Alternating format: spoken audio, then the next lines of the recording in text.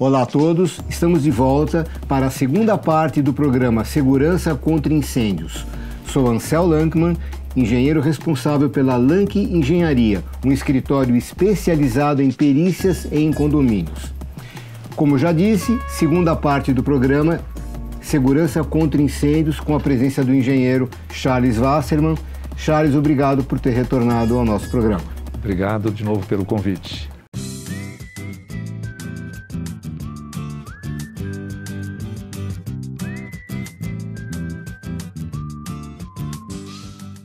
Continuando o nosso assunto da primeira parte, aliás, amigo síndico, não deixe de assistir a primeira parte desse nosso assunto, Segurança contra Incêndios, que é muito interessante e é introdutória para o assunto de hoje.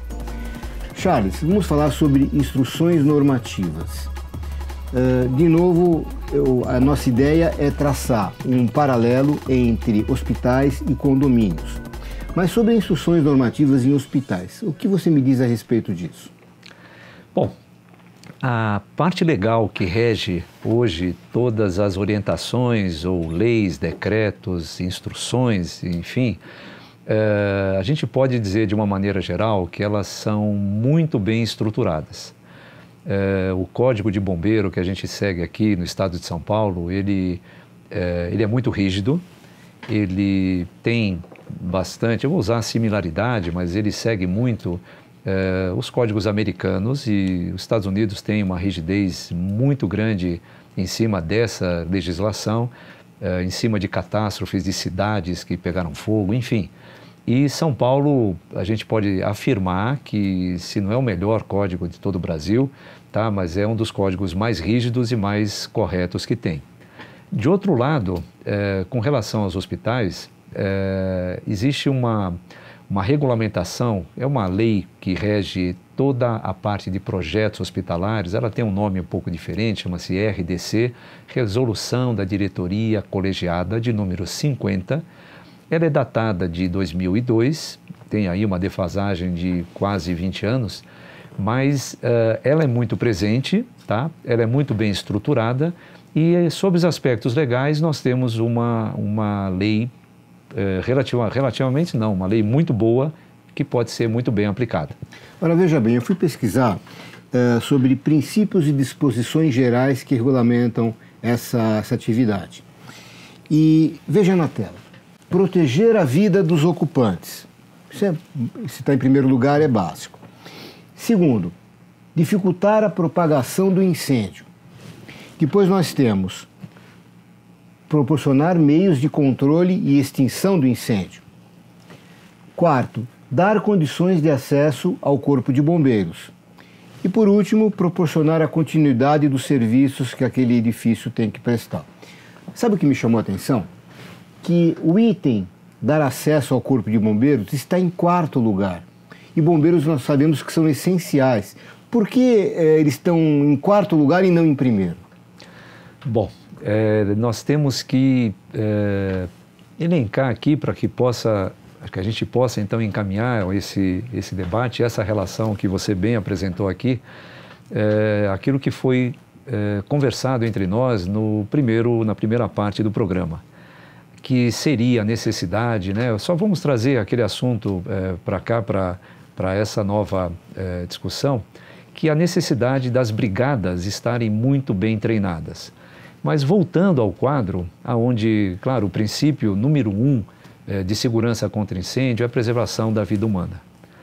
Em segundo, o que é que a gente pode colocar? Seja em qualquer projeto, e agora vamos falar em projetos de arquitetura e engenharia, se nós trouxermos aí um exemplo muito bem, eu acho que muito bem a ser seguido, aplicado nos Estados Unidos, a primeira planta que é feita para um hospital ou, eventualmente, para outro tipo de construção, de edificação, é a planta de compartimentação de segurança contra incêndio, seja ela no nível horizontal, seja ela no nível vertical. E por que isso? Por quê? Essas compartimentações, sem entrar no mérito muito técnico, elas dizem respeito sempre à capacidade de evacuação do edifício.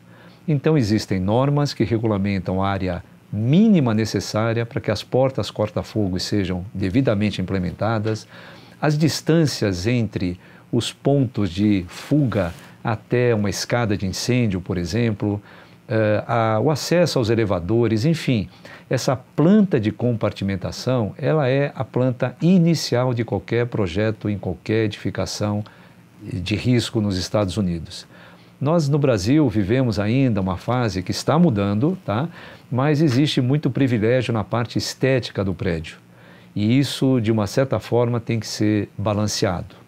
Voltando aqui ao nosso quadro, quando a gente está colocando que o Corpo de Bombeiros ele está aqui num quarto lugar, isso é extraído até de uma instrução normativa vigente, é porque quando o bombeiro entre o início do incêndio até a chamada do Corpo de Bombeiros, existem alguns minutos que vai decorrer, que pode chegar até 5, 10, 15, ou às vezes 30 minutos, para que o Corpo de Bombeiro venha. Ele tem que ter primeiro o acesso ao edifício, acesso às vias, até o ponto onde está ocorrendo o incêndio, e durante esses 5, 10, 30, uma hora que seja, até a chegada do Corpo de Bombeiros, toda a equipe do hospital ou até do edifício residencial, as brigadas, elas têm que estarem muito bem treinadas para que a evacuação desse prédio possa acontecer na melhor segurança possível. Por quê? Hoje, se a gente falar de tragédia, 1 minuto ou até 30 segundos, elas pode ser o divisor entre você salvar uma vida e uma pessoa, infelizmente, vir a falecer. E nem sempre é uma. No caso nem de sempre é uma quantidade. Exatamente. Como nós falamos, né, seja os condomínios residenciais ou sejam os hospitais, a gente tem concentração de pessoas, limitação de mobilidade, enfim. Então, essas ações preliminares à chegada do Corpo de Bombeiros, elas são fundamentais. Então, eu vou resumir isso para você. Fazendo uma analogia com anomalias de uma construção, de uma edificação, nós temos as endógenas e as exógenas. Okay. As endógenas são as que têm origem interna e as exógenas vêm de uma ação externa.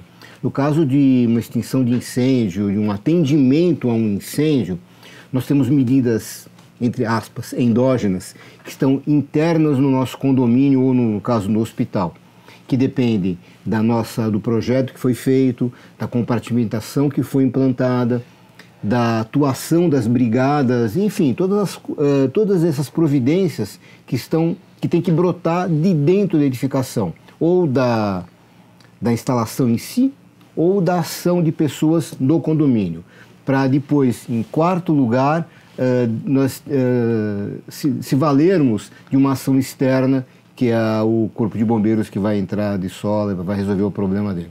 Correto, correto. Então, mais do que nunca, esse treinamento, essas brigadas ou realizar todas essas ações preventivas é a melhor coisa que a gente pode proporcionar, eu acho que a nós próprios e aos nossos familiares e às pessoas do nosso convívio, tá? Porque a gente está falando, seja no condomínio residencial, onde a gente permanece nossa maior parte do dia, ou seja, numa atividade comercial que a gente esteja permanecendo, nem que seja por um período curto. Mas é fundamental que todos nós tenhamos isso como parte do nosso treinamento, uns com mais habilidades do que outros, enfim, é fundamental que isso aconteça. Então, a equipe que vai estar, seja na sua residência, ou seja no seu local de trabalho, no caso de um hospital, ela tem que ter uma atitude proativa, ela tem que saber o que está fazendo. Se a gente fizer uma pesquisa, que é a coisa mais simples do mundo, né? Quantas pessoas no edifício residencial tiraram o extintor, que seja, e fizeram uso dele, nem que seja para um treinamento, tá? Não vale deixando uma coisa lúdica, às vezes os mais jovens brincam um pouquinho numa festa, etc e tal, mas ou longe disso... Ou roubam equipamento, equipamentos, chave de aperto. Perfeitamente. Mas fazer uso, às vezes, não é tão simples. Tem extintores que eles têm um peso um pouco elevado, né? Todo mundo que tem a destreza de poder fazer uso dele, enfim. Então faz parte. Ou seja, essa necessidade de uma brigada treinada não se restringe aos brigadistas, ela tem que ser... Ela tem que ser, acho que de uma maneira bem simples, quanto mais pessoas estiverem treinadas, eu acho que de uma maneira geral a gente consegue reduzir o risco de uma sociedade. Charles, vamos falar de um outro assunto também. Você mencionou na primeira parte desse programa que o prédio que você é síndico é um prédio de mais de 45 anos de vida. Bem, nesses 45 anos a legislação já mudou muitas coisas, as técnicas mudaram, os equipamentos, etc, etc, etc. Veja, isso leva a dizer que existe uma obsolescência nas instalações muito antigas com relação à prevenção e combate ao incêndio. Como que nos hospitais se combate esse obsolentismo das instalações? Esse é um tema até bem complexo, mas vale a pena citar que, no caso, para a gente generalizar e não usar só nesse momento a palavra hospital, mas vamos falar dos estabelecimentos assistenciais de saúde. Então, sejam os hospitais, ou clínicas, ou AMEs, ambulatórios, enfim, tudo aquilo que se relaciona a procedimentos assistenciais de saúde. Nós temos um caso que vale a pena a gente abordar. Da nossa experiência, nós pudemos então trabalhar no final dos anos 90 num hospital de grande referência aqui em São Paulo, o Hospital Israelita Albert Einstein, e tivemos também, eu acho que a oportunidade de um dos vice-presidentes na época ter uma visão um pouquinho mais arrojada, e ele conseguiu trazer para o Brasil e a nível, vamos dizer assim, até internacional, um programa que se chama um programa de acreditação. E no caso americano, esse programa é um programa de acreditação de uma entidade chamada Joint Commission. E o fato mais importante é que o Einstein foi, se não foi o primeiro ou o segundo, mas aonde essa associação americana acabou fazendo a primeira acreditação internacional fora dos Estados Unidos. E essa acreditação, ela tem como também a norma número 1, a parte das instruções normativas que nós temos, a preservação da vida humana. Então as nossas normas, o princípio de tudo para nós não está distante do que é o princípio de tudo nos Estados Unidos, por exemplo. É a mesma, é universal, é a preservação, e eles colocam uma palavra a mais, a preservação da vida humana com segurança, ou a segurança e a preservação da vida humana, e aí nós estamos distinguindo, seja o paciente ou seja os colaboradores. A nível de hospital, face à complexidade que é uma edificação hospitalar, eles desenvolveram uma série de padrões, tá? E essa acreditação, deixando bem claro, ela é voluntária, seja aqui no Brasil, seja em qualquer país, ou principalmente nos Estados Unidos, ela é voluntária. Esse também é um princípio onde esse voluntariado, ele faz com que todo esse espírito de cidadania seja incutido nas pessoas, seja nos pacientes, seja nos colaboradores. Então, imagina, né, se a gente tem isso incutido na nossa educação, em que você vai adentrar um hospital e ele, uma vez que ele é certificado por essa acreditação, que você, na pior das hipóteses, você tem um processo de segurança tua que atinge um nível de excelência difícil da gente mensurar aqui e poder explicar. Mas essa acreditação, e hoje, só para ter um dado, né, praticamente a internacional americana, ela hoje está em torno de praticamente 40 ou 50 hospitais no Brasil, dentro de um universo de 6 a 7 mil hospitais brasileiros. Seguindo essa linha da acreditação, nós temos uma organização nacional chamada ONA, que acabou seguindo esses princípios. Ela também vem fazendo um trabalho excelente a nível dos hospitais brasileiros, tá? Não é o tanto rigor quanto a americana internacional, porém é uma norma extremamente bem aplicada. Hoje, praticamente, entre todas as certificações, nós estamos falando para hospitais, em torno de 400 hospitais, quer dizer, isso é um crescente, isso é um bom indicador de que isso está acontecendo. Charles, e por que tem esse nome acreditação e não credenciamento, por exemplo? Olha, eu não consigo, mas o espírito é bem esse, é de quase que uma crença. A gente acredita naqueles princípios, naqueles estándares que esse processo ele nos leva a seguir.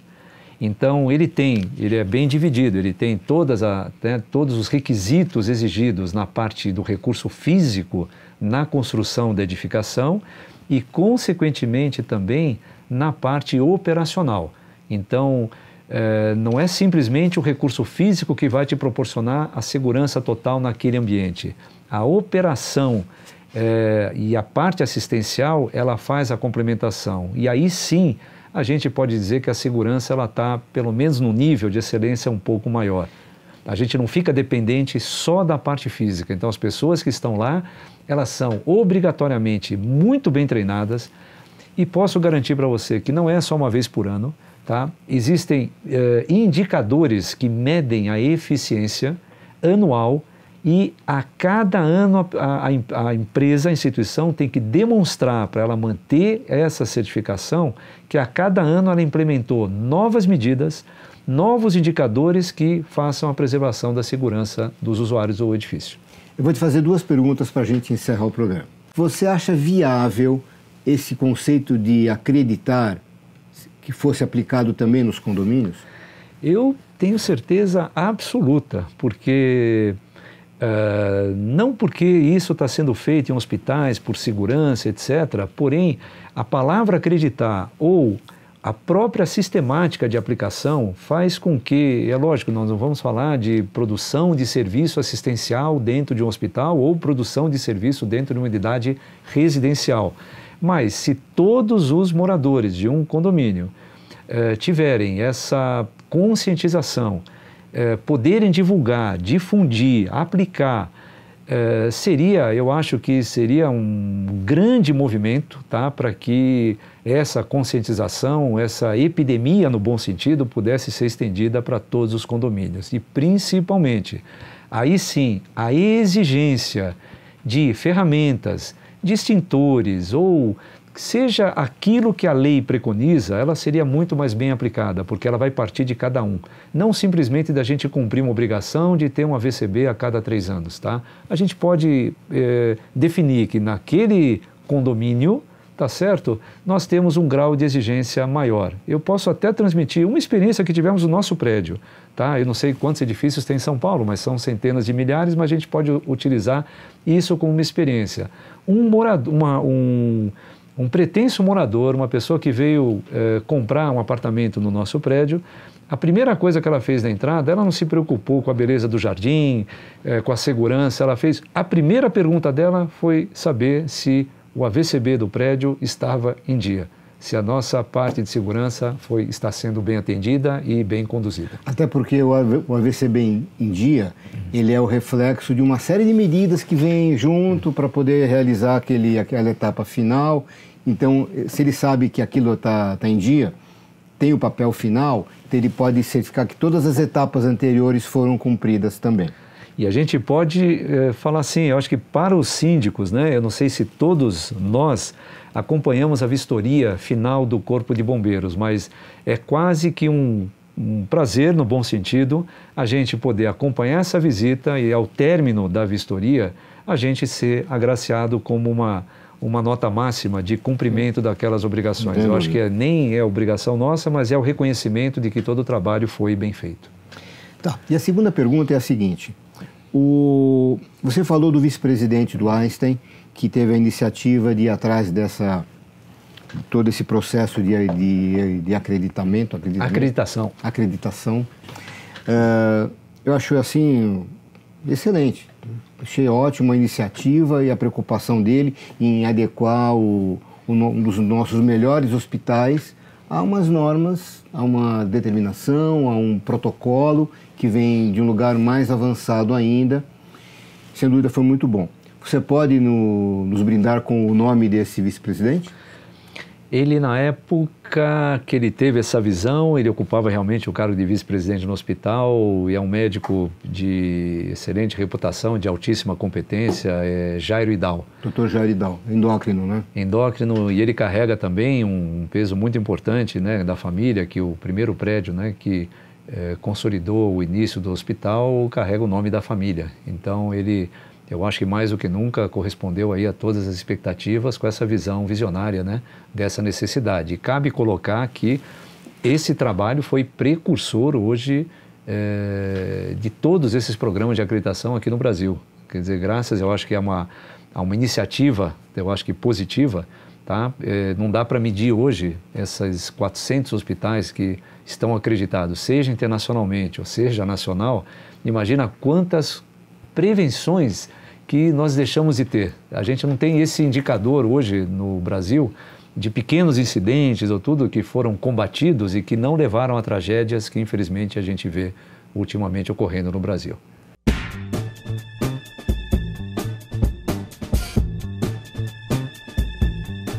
A pergunta de hoje vem da Sônia Aparecida da Silva, uma moradora de um condomínio. Ela não é síndica, mas ela mora num prédio no Bom Retiro, em São Paulo. Ela pergunta: no condomínio em que moro, temos uma única funcionária há muitos anos que está em vias de ser dispensada. Isso não trará problemas para a formação da brigada de incêndio? Sônia, eu acho que vai trazer sim.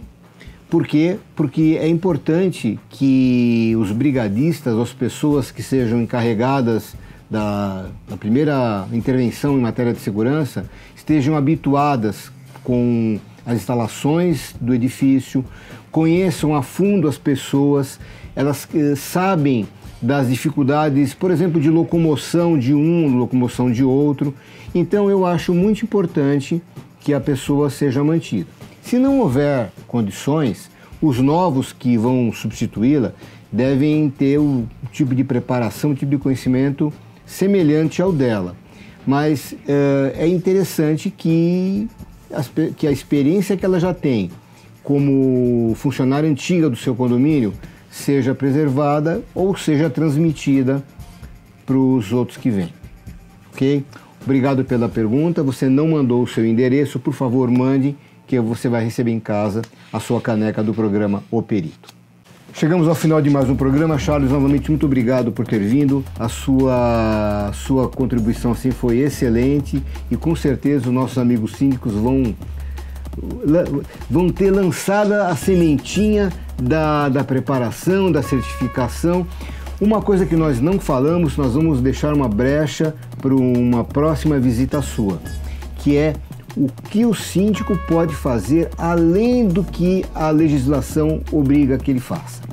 Atitudes que possam estar na frente de uma determinação legal para que ele consiga uma excelência no trato com o seu condomínio.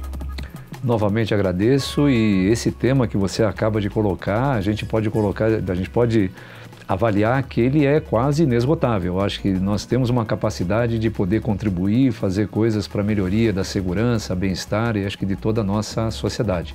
Obrigado de novo pela oportunidade. Então, chegamos ao final de mais um programa. Continue colaborando, enviando suas perguntas, sugestões de pauta e até a próxima.